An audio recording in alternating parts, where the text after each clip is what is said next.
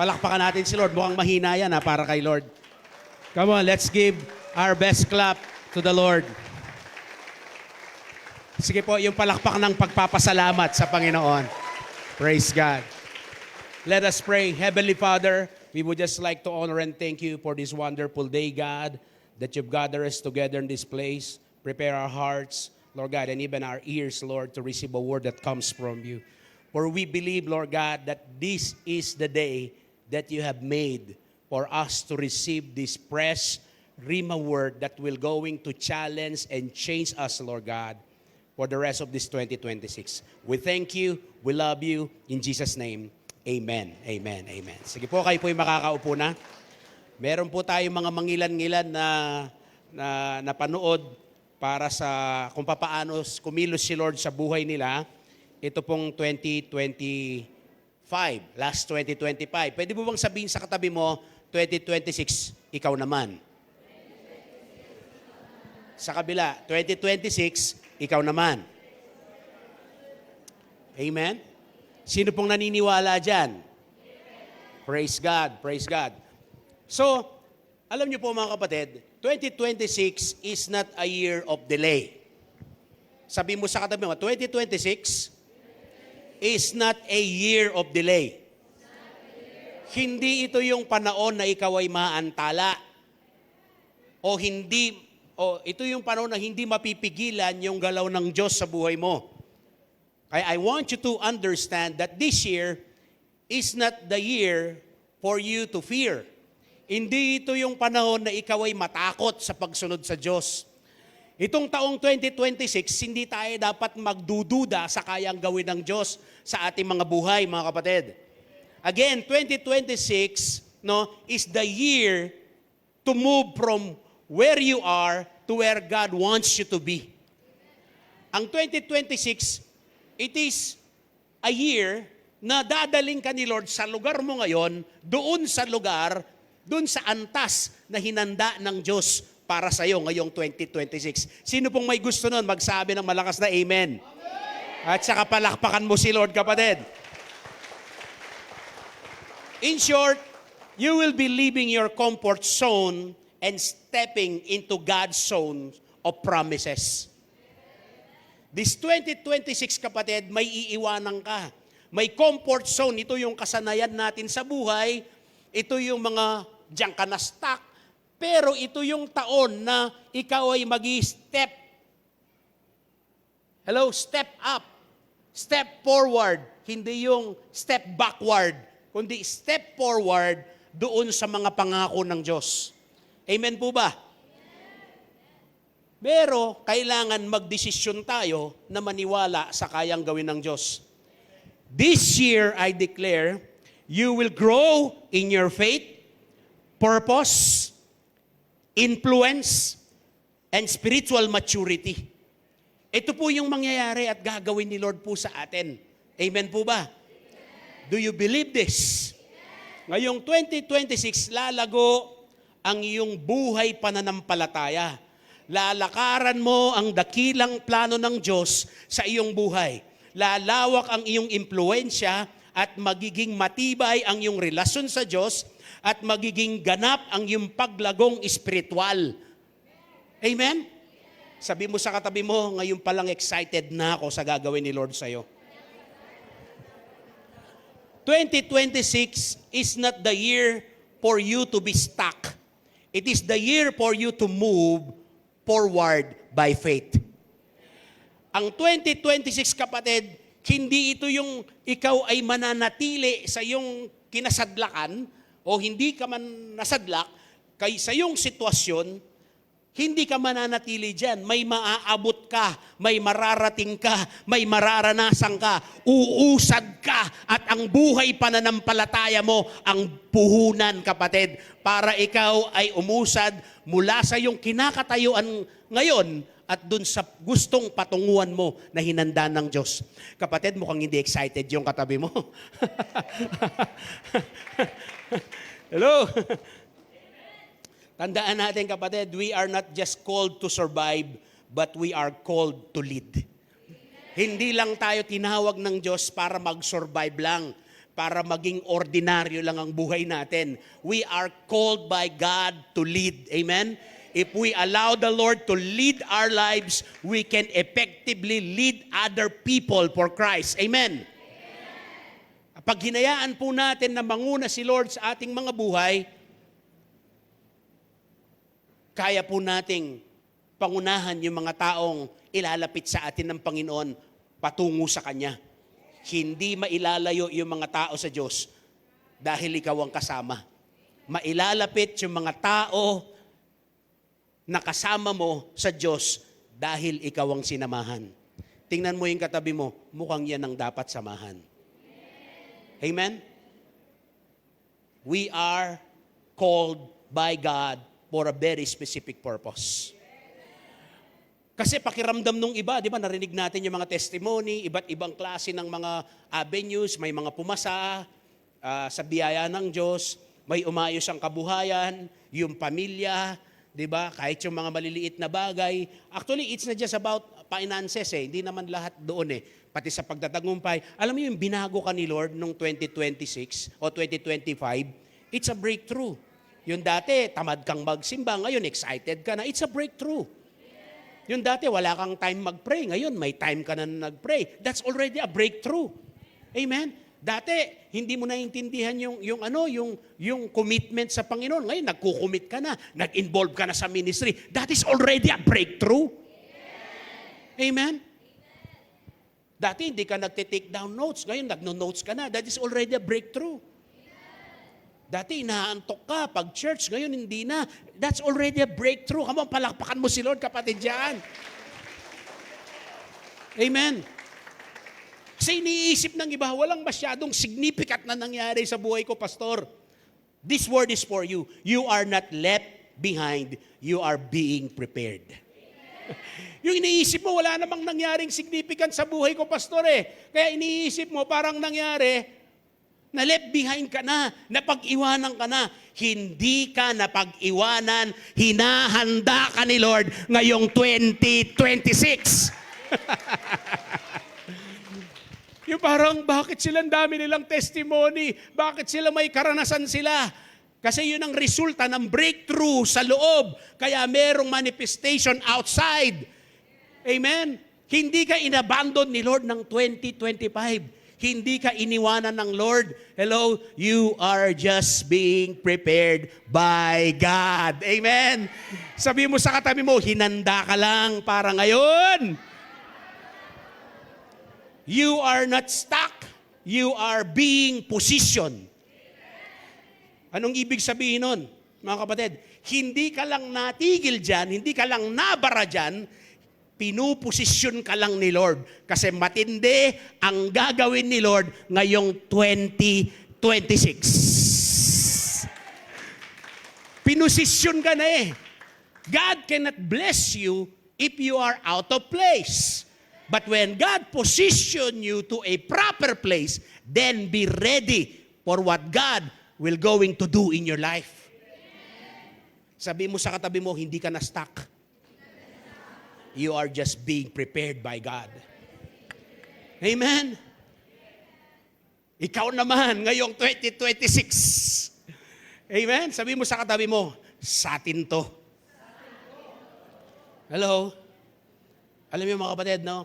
I'm excited to preach this, but I pray that you are excited to receive this. Amen? Hindi naman halata, di ba? Hindi halata. Come on, kung excited ka, palakpakan mo si Lord. You know what? Every January, meron po tayong tinatawag na prophetic Sunday or Vision Sunday. But this very moment, we call it prophetic word reveal. Di ba? Reveal. Alam niyo po ba anong ibig sabihin ng, di ba kapag may buntis, tapos merong gender reveal. Lahat excited, di ba? Hey, babae, lalaki, di ba? Meron pang kulay yan. Tapos magboboto pa kung sino yung babae, sino yung lalaki. O, babae! Woo! Lalaki! Woo! Bakit ngayon? Dapat mas excited tayo ngayon Kasi bakit? Ito, Buhay natin to napanghahawakan natin yung salita ng Diyos ngayong 2026. But before that, let us read Deuteronomy chapter 1 verse 6 to 8. Nandito po at dito po nakapaloob yung salita ng Diyos na ibinigay po niya sa atin ngayon pong 2026. Let's read. Deuteronomy chapter 1 verse 6 to 8. The Lord our God said to us at Horeb, "You have stayed long enough at this mountain." Verse 7. "Break camp, advance into the hill country of the Amorites, go to all the neighboring people in the Arabah, in the mountain, and in the western foothills in the Negev, and along the coast to the land of the Canaanites, and to Lebanon, malabo doon, dito na lang. As for the great river, the Euphrates," verse 8, "See, I have given you this land. Go in and take possession of the land the Lord swore He would give to your fathers, Abraham, Isaac, and Jacob, and their descendants after them."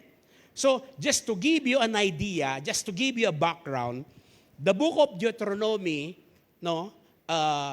it is also means that this is the second law, ibig sabihin po ng literal na book na Deuteronomy is second law, hindi ibig sabihin na mayroong panibagong batas. Ito yung panahon na ang mga tao na dito sa Deuteronomy, ito na yung mga new generation. Sabihin natin, new generation. Ito na yung mga bata. Ito na yung mga hindi namatay dun sa wilderness. Kasi yung mga namatay sa wilderness, yun po yung mga pasaway na hindi naniwala sa Diyos. Yung sa Exodus, namatay po lahat yung mga pasaway doon, yung hindi naniniwala sa Diyos, yung mga hindi sumunod. Kaya dito po sa Deuteronomy, mga bagong generation na po ito. Kaya ito po, ni-reiterate po ni Moses yung ginawa ng Diyos. Kinukwento niya dito sa mga bagong generation na Israelita. At the same time, senior din po niya yung kautusan ng Diyos. Senior din po niya kung anong naging problema ng mga kanilang ninuno kung bakit wala na sila. At senior din po niya, binalik niya yung law of Moses na binigay ng Diyos kay Moses na ikinukwento at pinapasa niya sa generation na to. That is why na napaka-importante na maintindihan natin yung context na to bago tayo pumunta mismo dun sa passage na yan. At ang pinaka-tema po niyan ng Book of Deuteronomy, yung Shema. So ang ibig sabihin po nun, the people must listen, must love, men must fear the Lord in their hearts. So yan po, ang may law, yung civil law, sa marriage, sa business, nandiyan po yan sa Book of Deuteronomy.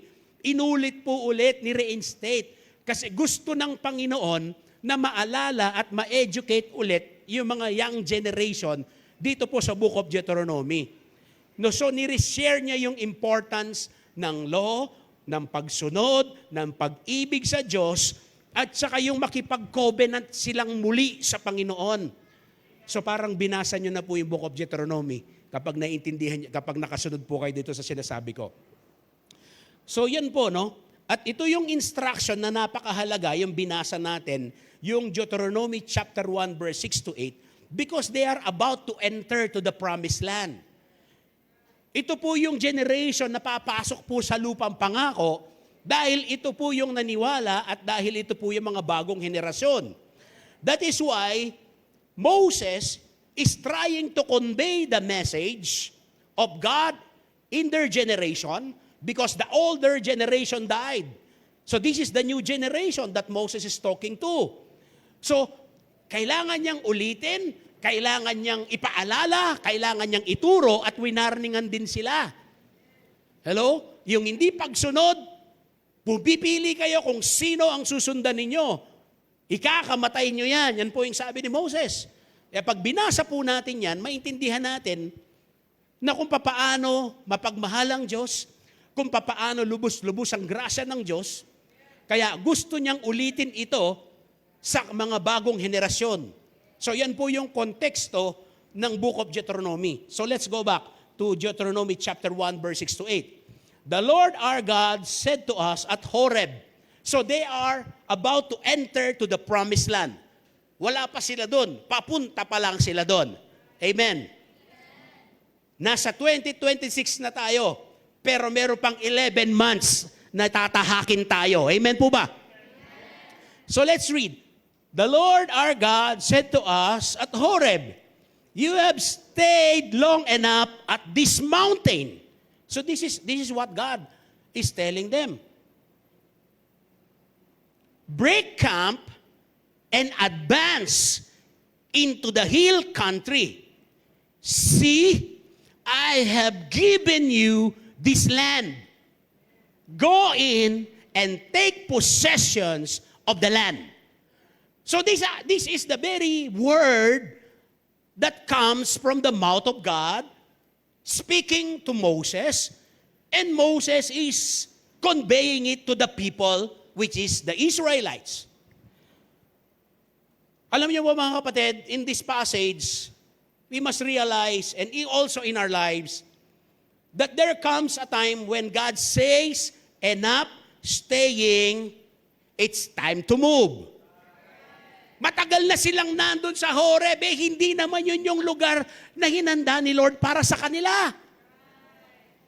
Na-entertain na sila doon, naging komportable na sila doon. Pero sabi ni Lord, huwag dyan. You've stayed long enough. Parang yung mga breakthrough natin, parang, Lord, ganito na lang ba? Kapatid, you have stayed long enough to that particular situation of your life. Be ready. Be ready. Come on, be ready. Amen? Be ready for what God will going to do in your life. When God say move, you need to move. Yung iba kasi, hindi makapag-move on kasi ayaw mag-move. Hello? Israel stayed at Mount Horeb long enough. Alam niyo ba, sometimes comfort becomes limitation.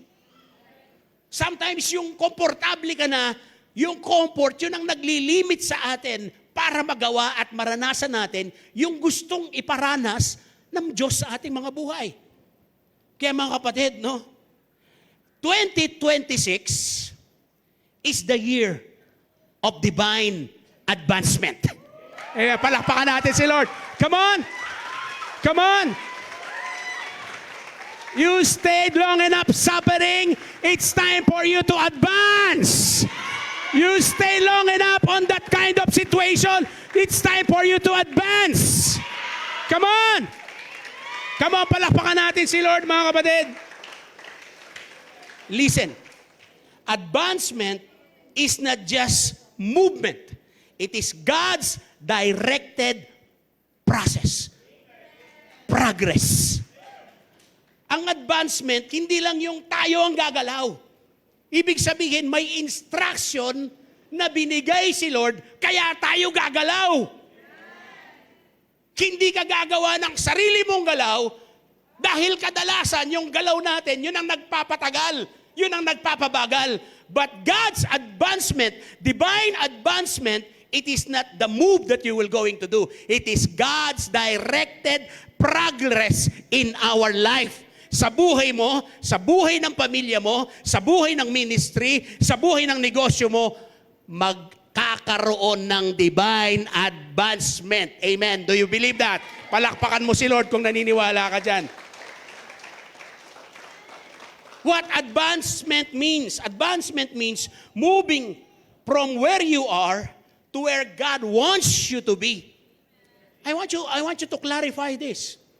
Ang advancement po, ito po yung dadalhin. Nandito tayo sa lugar natin na to.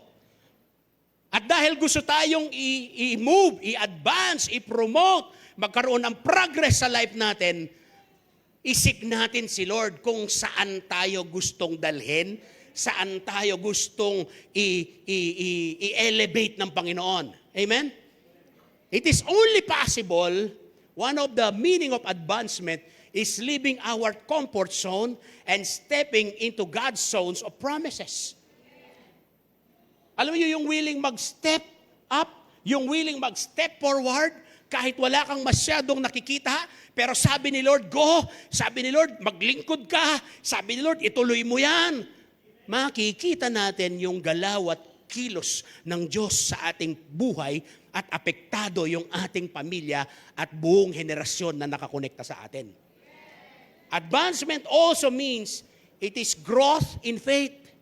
Ibig sabihin yung pananampalataya natin sa Panginoon magiging matibay. Yung pananampalataya natin sa Panginoon, wala na yung karupukan. Hindi ka na mape-persuade ng kaliwa at kanan, kundi yung pananampalataya natin magiging stable. Amen. Mag-a-advance, lalago ang ating pananampalataya. Yung purpose natin, hindi na natin tatalikuran, kundi yung purpose natin, lalakaran na natin. Amen. Yung influence ng buhay natin, kapatid, lalawak yung impluensya mo. Why? Because God will make you influence other people, not just for your advancement, but for the advancement of the kingdom of God. Ang matindi this year, may anointing na para mag-mature ka. Yung spiritual maturity. Magiging matatag ka, magiging masigasig ka, magiging malalim ka, magiging madiin ang pagiging Kristiyano mo. Amen? Parang madiin, di ba? Amen po ba? Hello? Praise God. Amen. Yan po yung advancement. Baka mamaya advance. Ang akala mo, cash advance. Hindi, iba yun. Okay, what advancement is not? So tingnan natin to. What advancement is not? Advancement is not rushing ahead without God. Listen to this.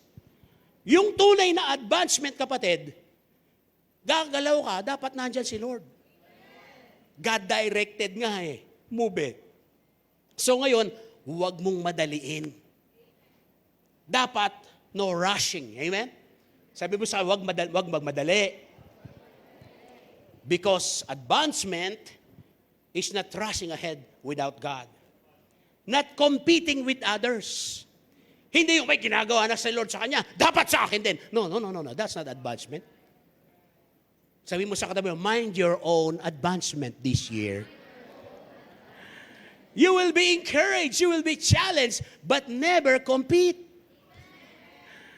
You have your own story. You have your own breakthrough. You have your own advancement. Amen? It's between you and God. Hello? Ang advancement, it's not worldly success alone. Hindi lang yung mga material na bagay. Kasama yan, pero hindi lang yun. Amen? Although it includes, kasama yun, pero hindi ka doon nakabase sa advancement. Hindi lang yon. Sabi mo sa katabi, hindi lang yung pagyaman na material. Dapat spiritual, lalo na. Amen? Yung dati hindi ka nag-grow, ngayon mag-grow ka na. Dati mahina pa na ng palataya mo, palyado, ngayon lalakas sa pananampalataya mo. Dati hindi ka makapag-serve, ngayon magse-serve ka na. Dati hindi ka makapag-open ng cell, ngayon mag-open ka na ng cell. Dati hindi ka makapag-sacrifice pag kay Lord. Ngayon, kaya mo na mag-sacrifice. Bakit? May cash advance ka kay Lord? Ganun ba yon? Hindi siguro. Not staying busy, but remaining unchanged. Ito yung pagiging abalang, ngunit wala namang nabago. Yung wala nang gagawin, baka mamaya, antayin ko si Lord. Di ba? Wala pa siyang sinasabi. Baka pati, December 25 na, 2026. 5 days na lang, tapos na ulit ang 2026, nag-aantay ka pa. Hindi. While waiting, serve the Lord. While studying, serve the Lord. While doing business, serve the Lord. While working, serve the Lord. Amen. Hindi yung nag-aantay tayo parang one tamad Christianity. Di ba? Pwede namang pitasin ni Juan yung bayabas para kainin niya. Hindi. Nahiga pa, binuka bibig. Tapos inaantay mahulog. Hindi ganun ang advancement. You will wait for God. While waiting for God, you serve God. Amen? Kaya ngayong 2026, dapat lahat ng Turbinians involved sa gawain. Amen? Walang simba uwi lang. Dapat, kung attender ka ngayong 2026, maging cell member ka. Naging cell member ka, ang prayer natin, maging emerging leader ka hanggang maging cell leaders ka na. Kapag naging cell leader ka, magiging primary 12 leaders ka na. Ibig sabihin, may dinidisciple ka na 12. Amen po ba? Amen?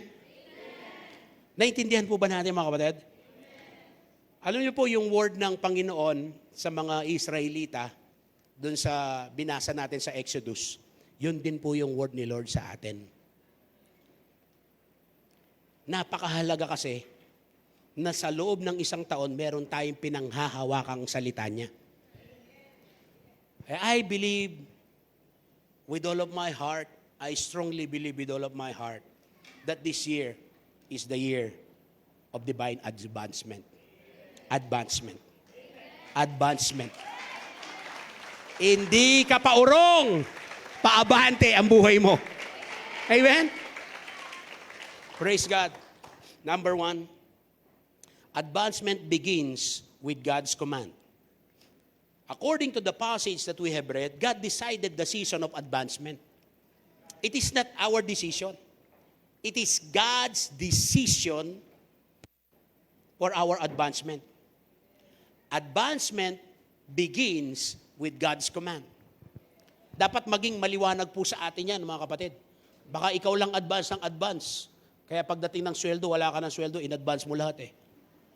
No, I'm just joking. Iba yon, okay? So ang advancement, yung paglago, yung pagsulong, yung pag-move on, yung elevate ng life natin, it is God's decision. Amen? God decide the season of advancement. Deuteronomy chapter 1 verse 6, binasa natin kanina yan. Anong sabi doon? You have stayed long enough at this mountain. Sinong may sabi nun? Hello? The Lord says that. God knows when the season has ended. Hello? Yung season of defeat mo, tapos na yon. Yung season na natatalo ka parati sa mga struggle mo, tapos na yon. Kasi bakit? Palalakasin ka na ni Lord. Yung season of discouragement, may discouragement pa rin, pero mapapagtagumpayan mo na yon. Yung season na parating wala kang pera sa wallet, di ba? Mapagtatagumpayan mo na yon. Kasi bakit? Gagawin mo na, sisipagin mo na sa pag-aaral, sisipagin mo na sa pagtatrabaho, gagalingan mo na kahit wala yung boss mo. Di ba? Tapos, magiging tapat ka pa sa Panginoon. Returning your tithes, giving your offering. O nag-first fruit ka pa. So ano pa ang magiging hadlang o dahilan para hindi ka ipagpalain ng Diyos? Amen po ba? Are you listening? So God knows it. Amen? Kung kailan yung season na kailangang matapos na. What once was a blessing can become a barrier. Gusto ko ipaliwanag ito sa inyo. Yung dating blessing, pwedeng maging barrier yan. Pwedeng maging hadlang yan. Ang dating biyaya o pagpapala ay maaring maging hadlang sa kayang gawin ng Diyos. Kasi bakit? You will be lenient. Magiging relax ka na. Okay na ako dito.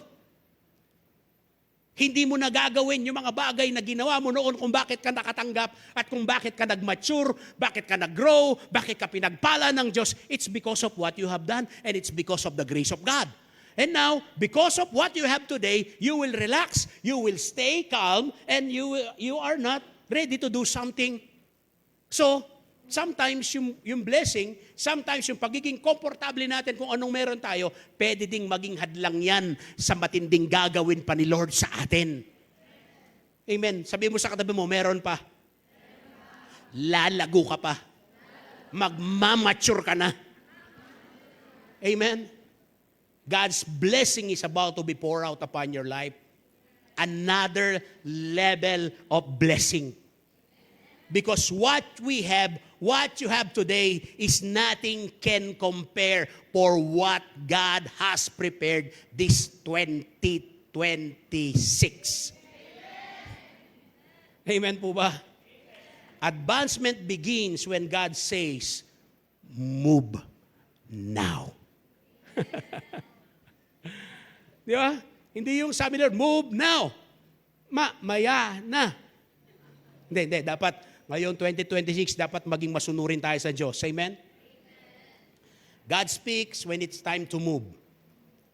Alam niyo mga kapatid, no, sa panahon po na tayo pinapamove, pinapaayos ni Lord para maranasan natin yung mga things na hinanda niya sa atin. Hindi natin nakikita ngayon eh. Pero may salita ang Diyos na pangahawakan natin. At yun po yung magpapasigla, magpapabago ng ating buhay, spiritual, physical, emosyonal, at maging ating mga finances. Amen po ba? Kasi may panahon, kapatid, na hindi na lang parating pagsubok ang buhay. Kasama ang pagsubok sa buhay, pero hindi lahat ng panahon at season ay pagsubok. Ang season ngayon, kapatid, iaangat ka ng Panginoon. Una, ang iyong relasyon sa Diyos mag-i-improve. Yung intimacy mo sa Panginoon mag-grow. Yung character ni Lord magmamanifest sa life natin. Yung una si Lord sa buhay natin, hindi pera, hindi trabaho, hindi boyfriend, hindi girlfriend, hindi anumang relasyon at material na bagay. Pangalawa lang yun. Amen. Si Lord dapat ang nauuna. Doon ka lalago, doon tayo lalago, at doon tayo pagkakatiwalaan ng Panginoon. Comfort can become a cage if we stay too long.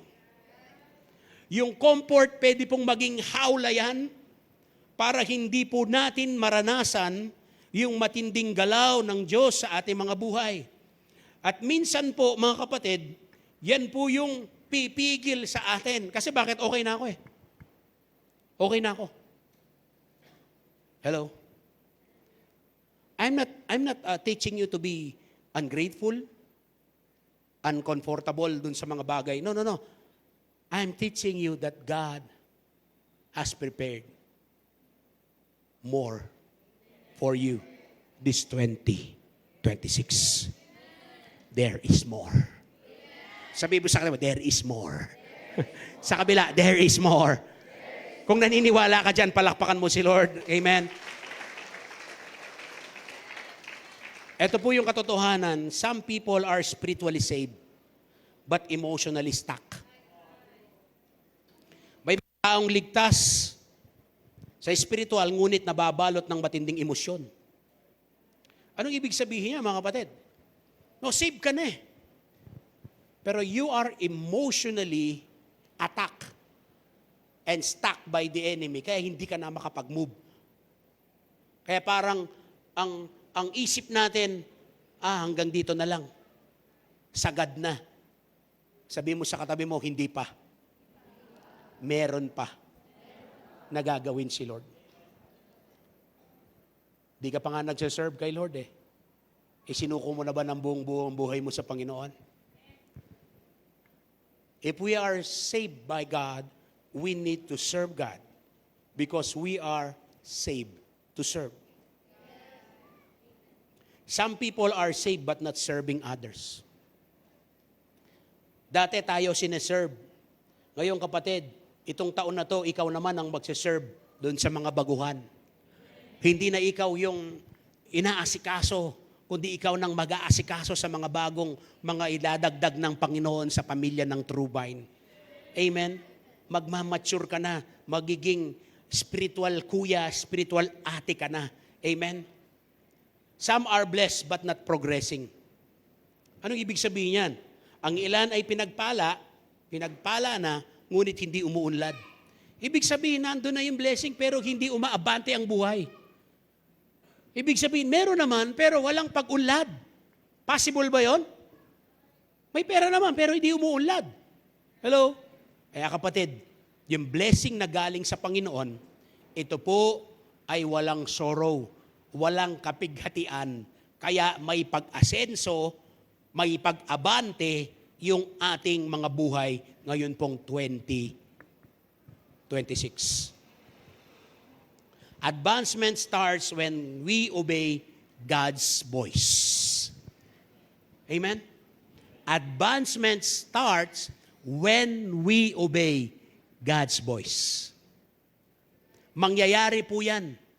Yung pag-abante, pag-angat ng buhay natin kapag narinig po natin yung tinig ng Diyos at tayo po ay susunod. Amen? Advancement begins with God's command. We cannot command this. It is God who will going to advance us. Let's wait for God's command. And this is the year of advancement in our life. So it means God is giving us the instruction to listen first before we do something. Another thing, advancement requires faith and motion. Advancement requires faith and motion. Hindi lang tayo mag-aantay sa sasabihin ng Panginoon, kung hindi ito'y nangangailangan ng pananampalataya, hindi lang pananampalataya, kundi pananampalatayang may gawa. Faith is not waiting. It is moving. Faith is not waiting, it is moving. Movements activates miracles. So ibig sabihin, ang isang taong nananampalataya, hindi siya magiging tamad. Hindi siya may stuck. Hindi. Yung faith nga is an action word. Because if you believe, you will do something. Kaya faith is not just waiting, but it is moving. Kaya nga sabi ko, faith without faith cannot accomplish greater things. Let us put faith on our faith so that it can accomplish much. Because what James says, show me your faith. Faith without works is dead. So yung pananampalatayang walang gawa, patay, inutil, walang magagawa, paralyzed. So kaya yung pananampalataya, mga kapatid, na meron tayo, dyan po yung ating kikilusan, lalakaran, para maranasan po natin itong advancement na hinanda sa atin ng Panginoon. Obedience unlocks new territories. I believe this year, many cell groups will be planted. I believe this year, many cell leaders will be raised up.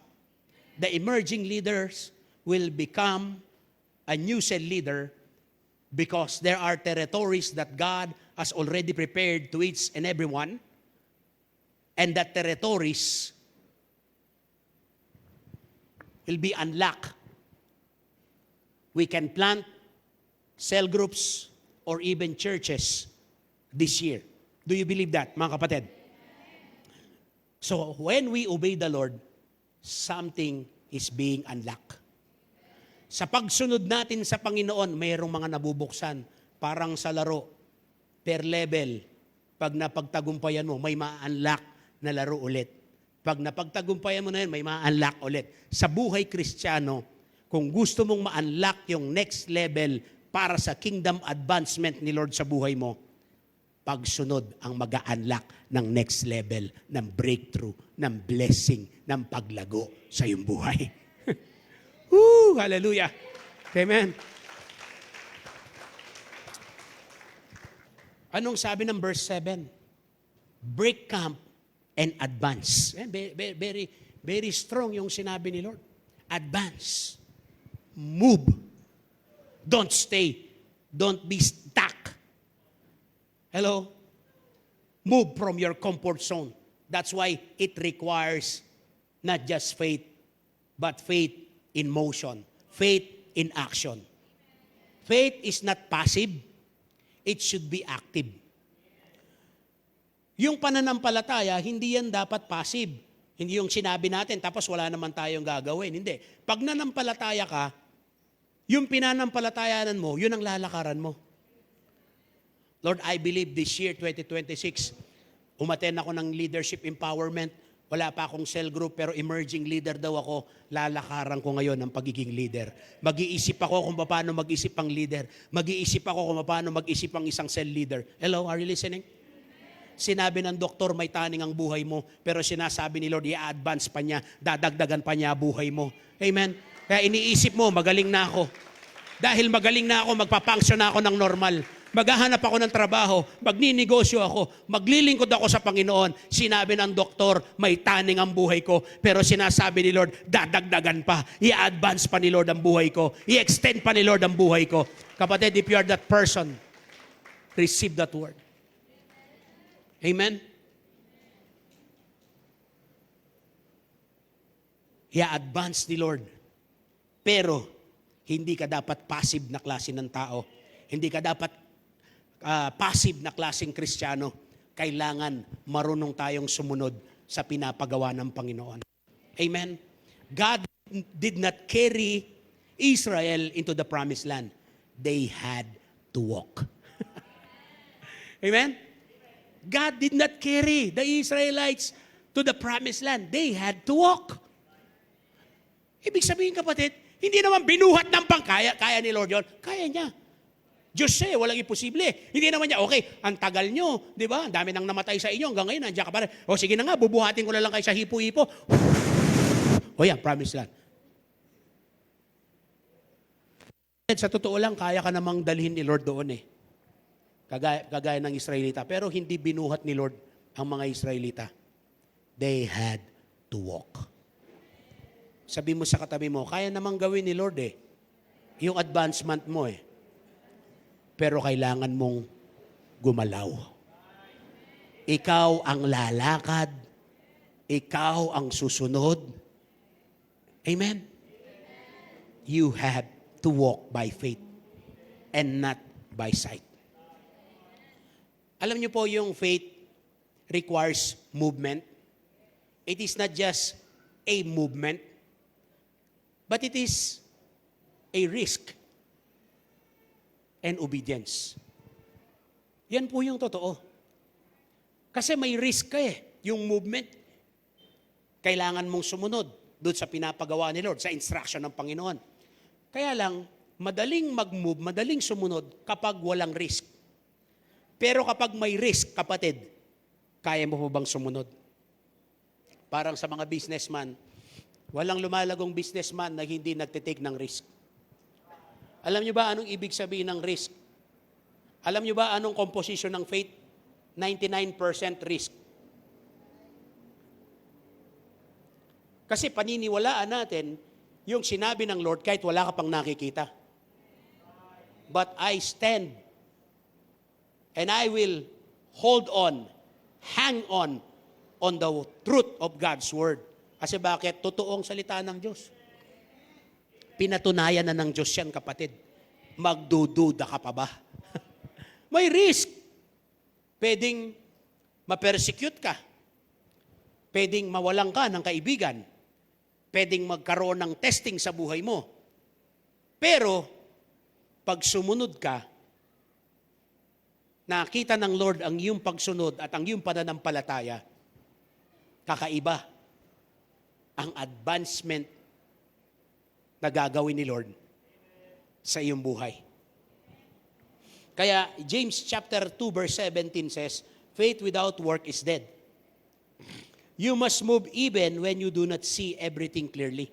Yan po ang ibig sabihin ng risk. Amen? Ibig sabihin, susunod pa rin tayo kahit wala tayong masyadong nakikita. Pero may sinabi si Lord. Yun ang mahalaga. May salita tayo ng Panginoon na pinanghahawakan. Yung salita, narinig niyo yung kanina, di ba? Yung mga nag-testimony. I have a word from the Lord. Yun ang aking pinanghahawakan. So, obedience, real obedience, is not you just obey when you are comfortable doing it. Real obedience is you will still obey even it killing yourself inside.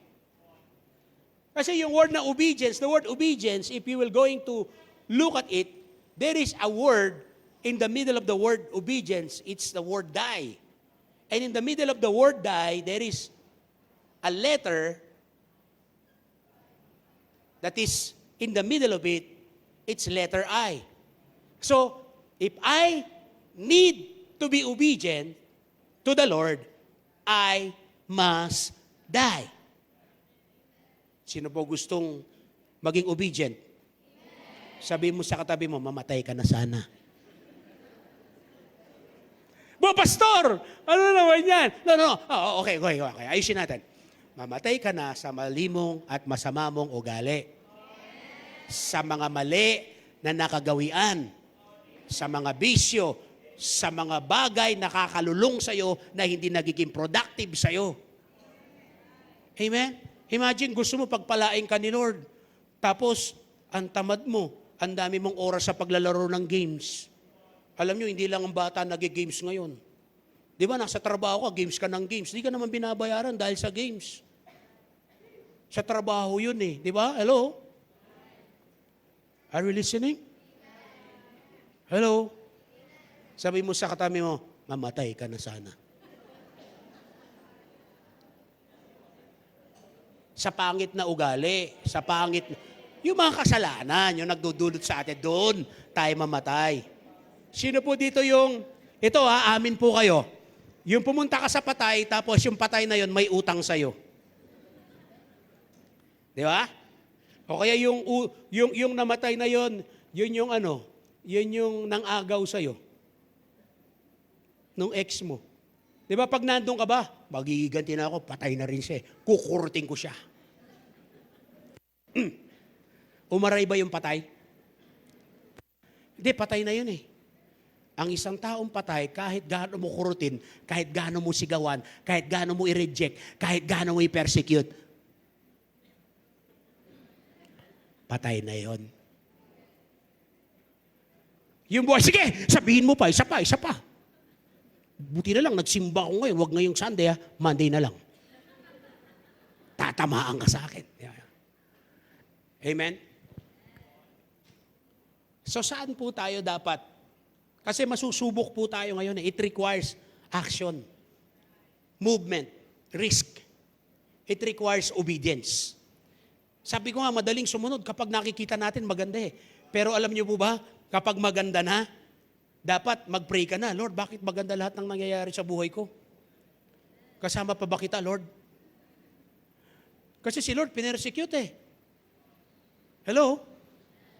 Magtaka ka kung wala kang persecution pinagdadaanan. Kasi bakit? Baka kasama mo na siya.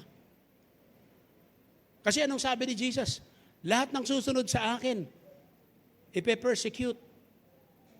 Hello? Iba naman kasi yung persecution kesa dun sa consequence na ginawa mong kasalanan. Iba naman yun. Pastor, pine-persecute ako. Oh, anong nangyari sa'yo?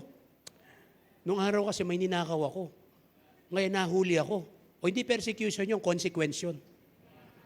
Yung persecution, nagsisimba ka, pag uwi mo, sinesermonan ka, pinapalayas ka, wala ka namang kasalanan ginawa. Persecution yun. Dahil sa pananampalataya mo. Dahil sa pagsunod mo sa Panginoon. Advancement comes when faith meets actions. Advancement comes when faith meets action. Kaya hindi po tayo passive ngayon.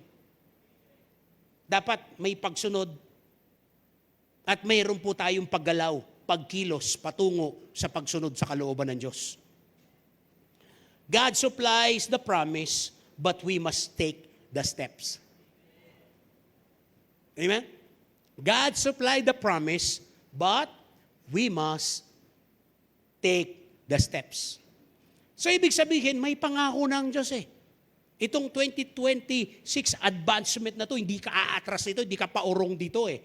Paabante ka eh. But, that's a promise, but we must take the steps. Amen? Tayo yung aabante, tayo yung kikilos, tayo ang tinitingnan at inaantay ni Lord sa atin, yung ating pagsunod.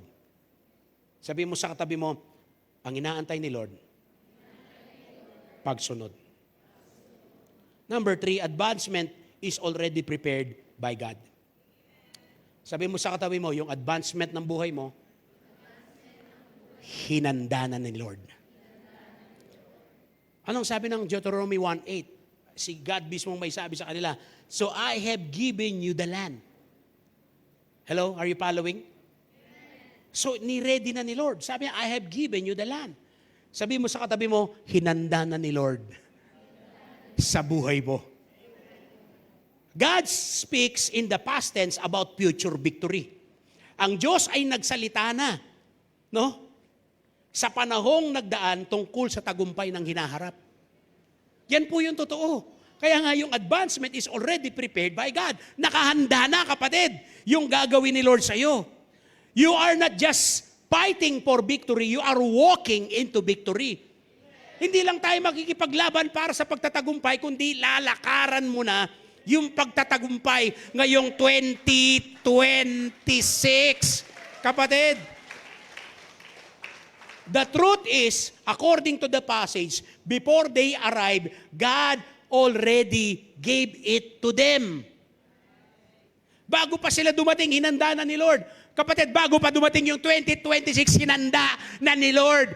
May nag-aantay na sa iyo ngayon, itong 11 months na paparating. The promise was settled before the journey has started. Bago pa sila nag-journey, bago pa sila pumunta ron, pinrases, hinanda na ng Panginoon. Bago pa matapos tong 2026 na to, hinanda na ni Lord, kapatid, yung mga bagay na dapat mong matanggap. Hello? Are you listening? Amen. Before they arrive, God has already given it to them. Amen. The promise was settled before the journey started. Amen.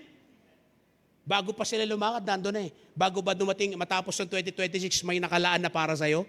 Sa'yo, sa akin, sa ating lahat. Come on, palakpakan mo si Lord. For sure, there will be battles.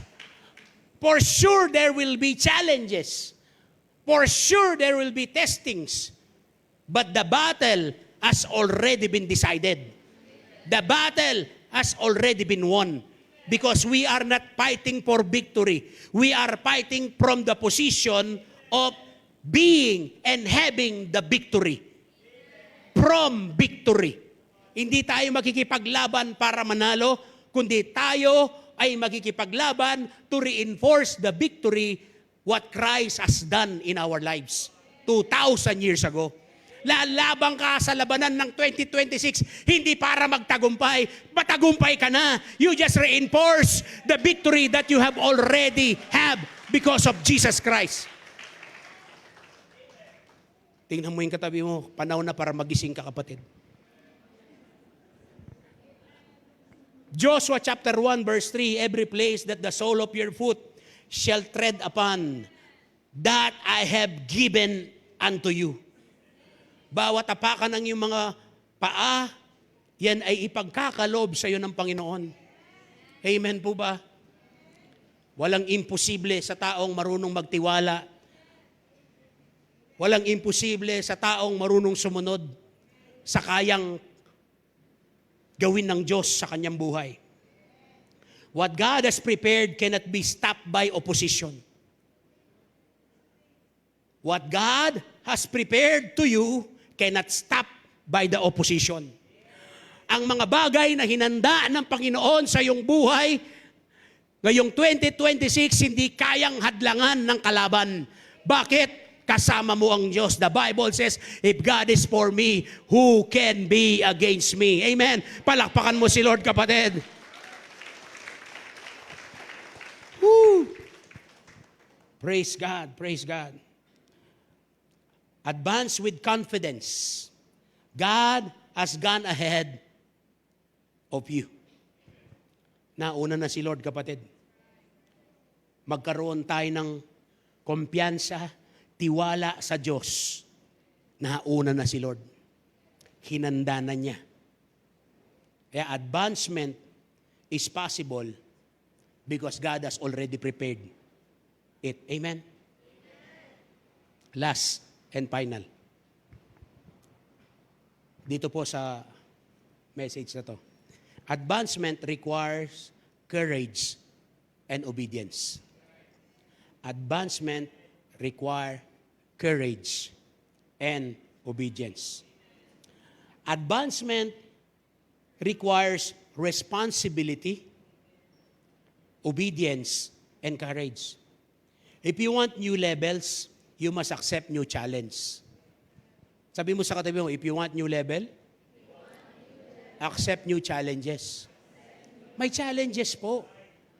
Pero, bibigyan ka ng katatagan ng Panginoon. As we obey the Lord, there are some aspects of our lives that will be unlocked because God has already given us the victory. Ang pagsulong ngayong 2026 ay nangangailangan ng pagiging responsable o responsibilidad.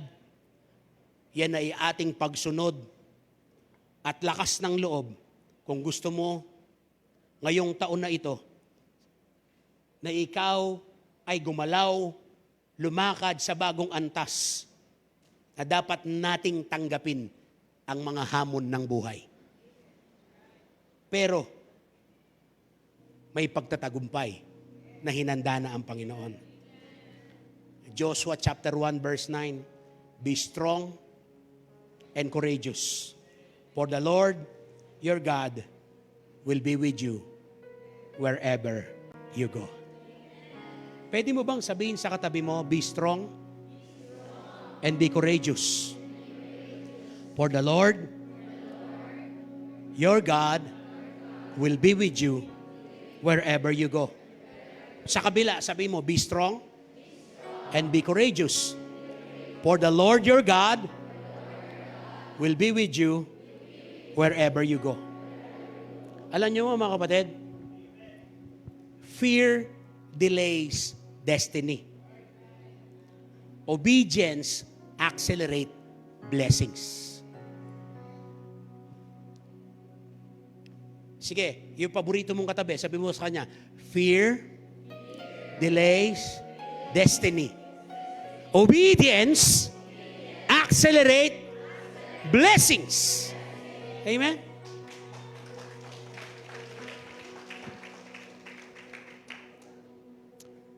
Fear says, stay.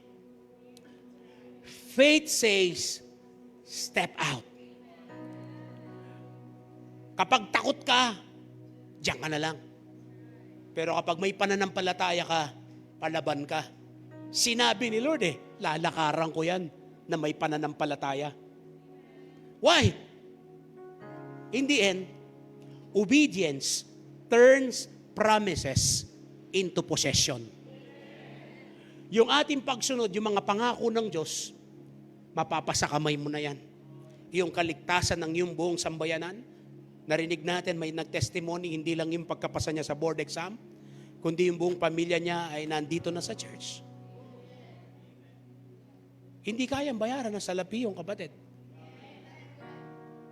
Yung pagbabago ng buhay, reconciliation sa family, miracles na nangyari, ang daming naligtas, pagpapala ng Diyos, material, pisikal, sa iba't ibang aspeto ng buhay kasama pinansyal. Kasi kapag si Lord nagpala, hindi lang pera, kundi yung magandang kalusugan, magandang pangalan, ikaw ay nagpapagamit sa Panginoon, magiging kagamit-gamit po tayo sa Diyos. 2026 is the year of advancement. We will advance in our faith. We will advance in the ministry. We will advance in our family. We will advance in our purpose. We will advance in our finances. We will advance in our influence. We will advance in God's purpose in our lives. Amen. God is saying to all of us right now, you have stayed long enough. You have stayed long enough. Rise, move, possess what I have prepared for you, says the Lord. Amen. God is saying to us, you have stayed long enough. Rise. Rise. Rise. Rise. Rise. Move forward. Possess what God has prepared to each and every one. Alam niyo mga kapatid, before I pray, this is not a prayer for the spectators. It is a prayer that I'm about to do right now is for those people who hear the voice of God saying, move. Marami po sa atin na natili sa isang sitwasyon na mahirap that speaks of the mountains, bara, struggle, hardship, discouragement, bondages. But you've learned to endure. You are not being left behind, but you are just being prepared by God. Now it's time for you to advance. I want you to look at me before I close. If you sense God is calling you out of delay, out of fear, out of comfort, it's time for you to obey. It's time for you to obey God's purpose. This altar is the altar that will put you in line to transition this 2026. From your present situation, you will move by faith to the altar, believing for God's advancement in your life. Listen. Don't come because you feel ready. Come because God is calling you to move forward. Huwag kang pumunta sa harap na to, sa altar, dahil palagay mo handa ka. Hindi, punta ka sa lugar na to, sa altar, kasi alam mo tinatawag ka ni Lord para pumunta sa harap. If you believe this word is a word that comes from the Lord, and God is calling you to move forward, raise up your hands. Come forward. Lord, I want my advancement. Yes, Lord. Hallelujah. Yes, hallelujah. Come on, come on. Yes, Lord.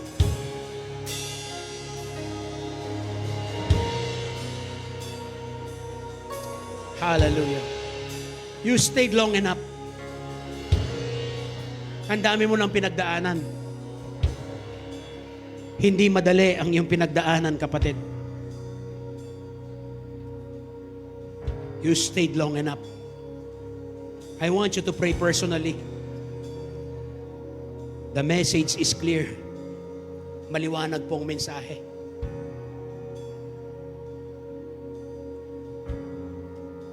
It's time for you to advance. It's the year of advancement. It is God's command. Don't move unless God give you the go signal to move. It requires faith, kapatid. Manampalataya tayo at kumilos tayo. Sumunod tayo. Dahil hinanda na ni Lord yung mga promotion, yung pagtatagumpay, yung kaligtasan ng iyong pamilya, pagkawasak ng gawa ng kaaway sa inyong buhay, whatever mountains that puts you, that slows you down, you need to overcome those mountains. Hallelujah, hallelujah, hallelujah, hallelujah. Come on, come on, come on. While your hands are being lifted up, God is moving right now. Come on, pray, Lord. They say the chains will never break. Sinasabi ng iba, wala na, ganyan na lang buhay mo. Sinasabi ng kaaway, hanggang ganyan na lang ang buhay mo. No, no, no, no, no. Huwag kang papayag. Huwag kang papayag, kapatid. Amen. Amen. We hear that there is no way through. Yes, Lord. You stay long enough on that We suffering. heard the time You stay long will enough never change. On that not enough. They Hallelujah. haven't seen what you can Yes, do. Lord. There is power in your name. So Much power in your name. Move the immovable. Yes, Lord. Break the unbreakable. Hallelujah. Hallelujah. God, we believe. Yes. God, we believe for it. You will advance in faith, in ministry, in your family, in purpose, in your finances, in your influence. In Jesus' name. In Jesus' name. In Jesus' name. God's promises will not be delayed. This year, it will happen. It will manifest. Yes, Lord. The presence of God is in this place. God, we believe no matter Yes, Lord. Hallelujah. Hallelujah. There is power in your name. When God says so, it will going to happen. power In your name. move the immovable, break the unbreakable. God, we believe. God, we believe for it. Impossible. We believe. See a miracle. God, we believe. God, we believe for it. Break the unbreakable. God, we believe. God, we believe for it. From the impossible. We believe, Lord, See a this year is the year of miracle. advancement. God, we believe. In Jesus' name. God, we believe For for it.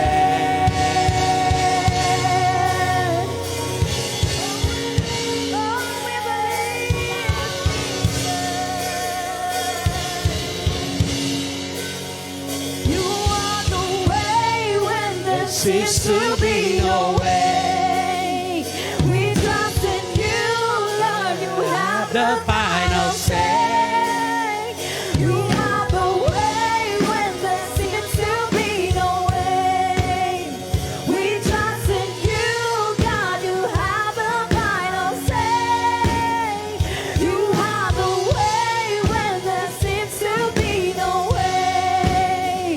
We trust in you, God. You have the final say.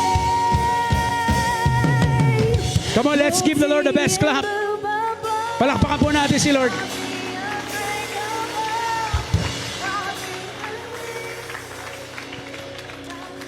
There is a declaration. Come on, show that declaration. Prophetic declaration natin ngayon. This 2026, sabihin po natin lahat ito, no? 1, 2, 3, go.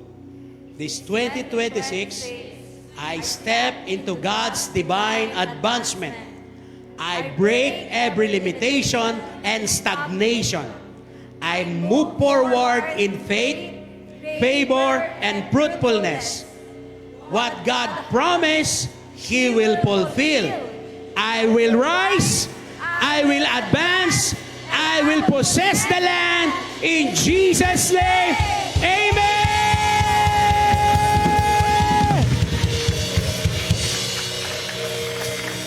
Father, we thank you for the word that you've given us for this 2026, Lord. We will all advance in Jesus' name. Amen and amen. God bless you all.